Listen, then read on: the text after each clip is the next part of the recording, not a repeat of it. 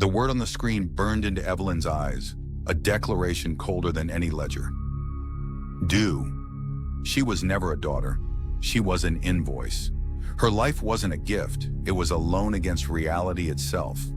This was the truth of causal debt. Silas wasn't predicting the future, he was engineering it. He would initiate a market crash in 2030 to pay a debt from 2025. Time wasn't a line, it was a currency, and Silas was the broker, profiting from the paradox. Evelyn's parents, desperate for a child, had made a deal.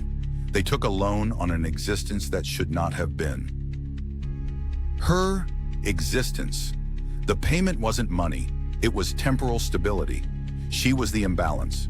Frantically, she tried to delete the file, to erase the transaction, but the screen bled with new information. Not spreadsheets, but memories. Her first steps, her 5th birthday, her first heartbreak, each a line item under accrued interest. She wasn't an investigator discovering a crime. She was the asset being audited. The final horror settled in her soul. This investigation, her relentless pursuit of the truth, was the trigger.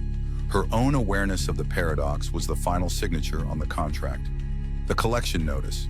Her due date 2044 wasn't her death. It was her repossession. Her entire being, erased from time to balance the books. She wasn't closing a case file. She was closing her own loop. As she stared at her hands, they began to fade. The transaction was almost complete.